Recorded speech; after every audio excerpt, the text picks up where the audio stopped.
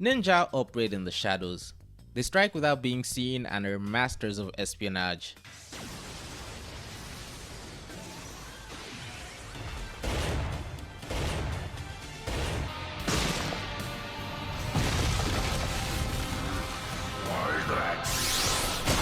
Well, ostensibly they do. Ninja-themed shonen wizards get a lot more leeway. So, what does it mean to be famous in a world like this? If you're a famous smuggler, you're not doing it right.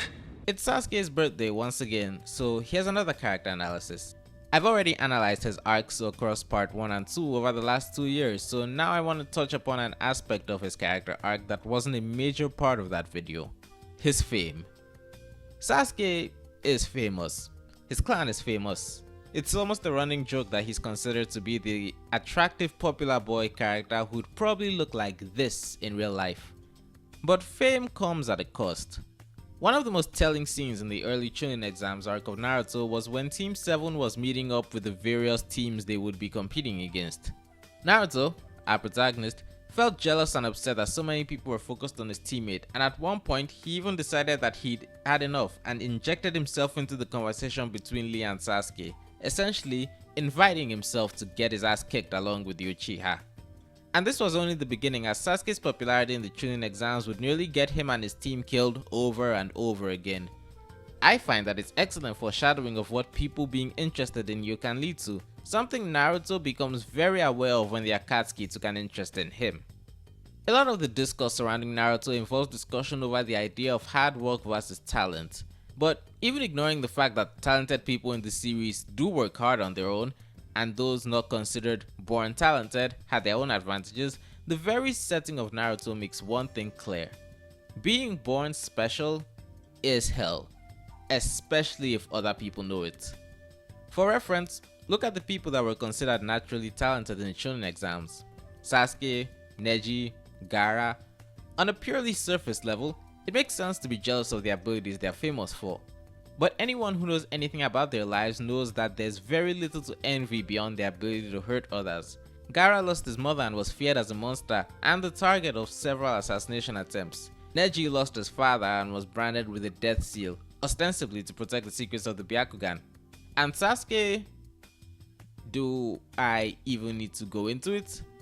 And tellingly, all the pain they go through is a direct result of the advantages they have.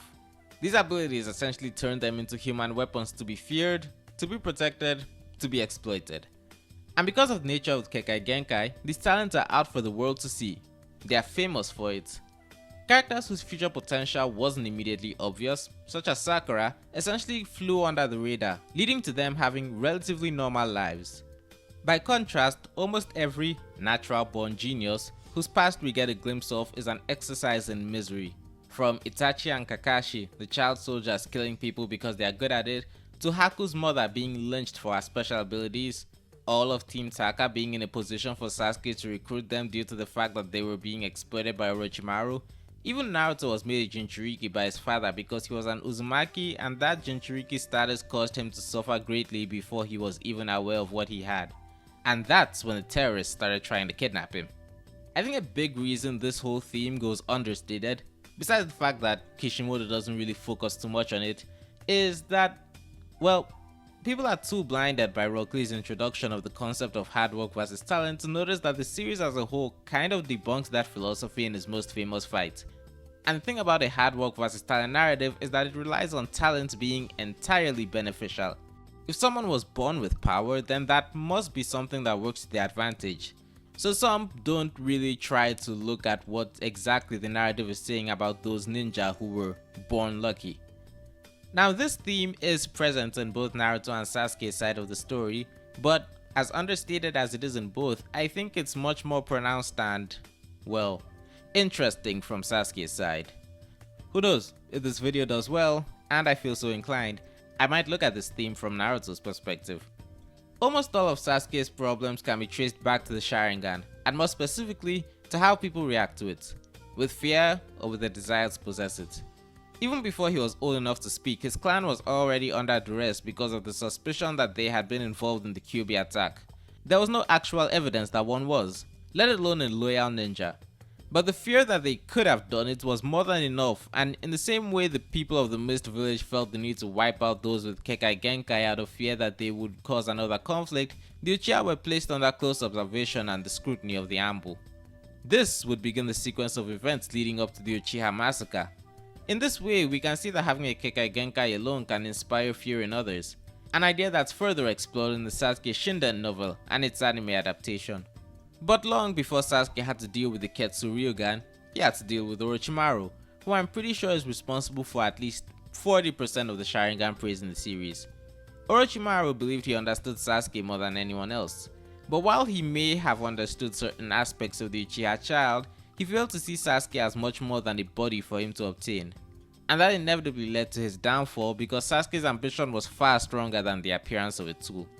After that, there's Deidara, who, in his attempt to ignore his own conflicted feelings about the Sharingan, laughs it off as the only thing of note about Sasuke, only to spend most of their fights in the air, spamming his explosion release to avoid Sasuke's physical superiority and be defeated, not just by the skills of Sasuke's Sharingan, which he specifically trained to avoid, but by Sasuke's lightning style and his scientific approach to combat.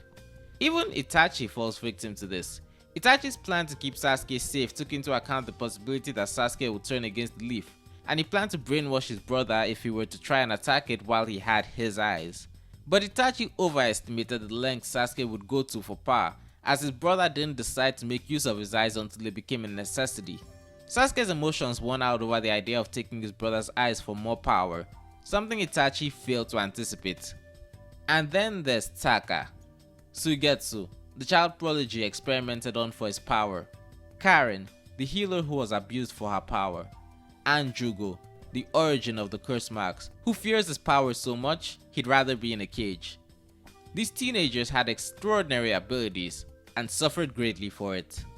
And we later see during the Kabuto fight that the experiments they were subjected to did lead to a breakthrough, as Kabuto managed to copy their abilities and take them in for himself.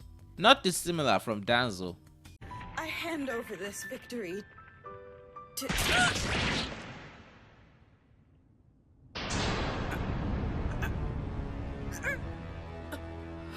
Danzo didn't trust the Uchiha because of the Sharingan, and is believed that it was a dangerous power, despite the fact that the traits he so feared in them are just as prevalent in other people in the series.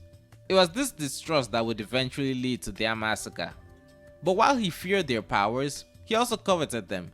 He would steal their eyeballs for himself because, even if they were dead, their powers could still serve the village. The loss of their ability is a far greater problem than the loss of their lives. And it was this callousness that led to his weakness, making great use of the Sharingan's greatest ability.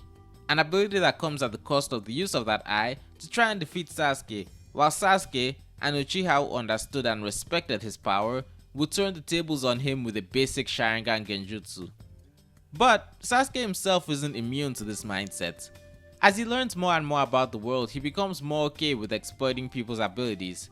In the 5 Kage Summit, where he was willing to discard his team as they lost their usefulness to him, and later when he planned his revolution. The Biju story is a rather tragic one of beings of pure power exploited generationally by humanity for the power those same humans fear. It's no surprise Kurama hated humanity at the beginning of the story.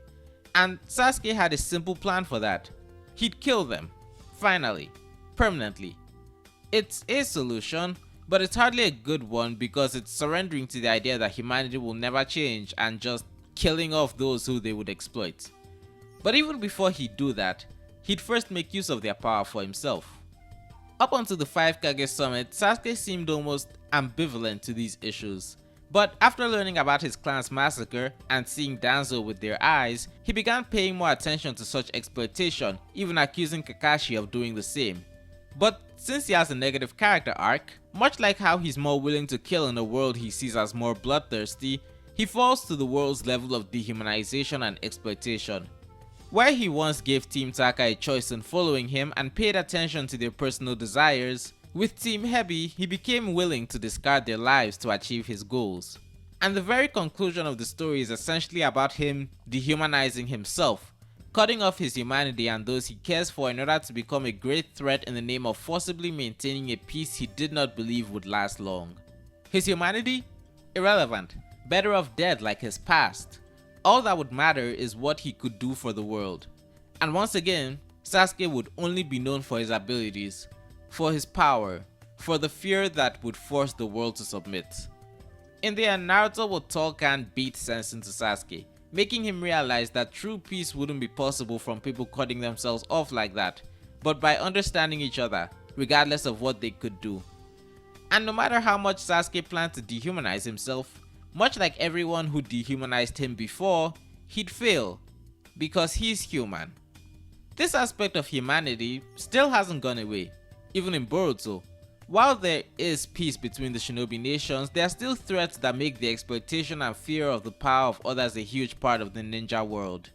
I barely paid attention to how the Tsuchikage died, but apparently that was a big part of that. And this script draft is actually more than 3 years old, and in that time Kawaki has decided he's going to kill Boruto for fear of the Otsutsuki living inside him. And there are people who have literally been modified into being weapons. I really should catch up on this story. And you know, that's okay.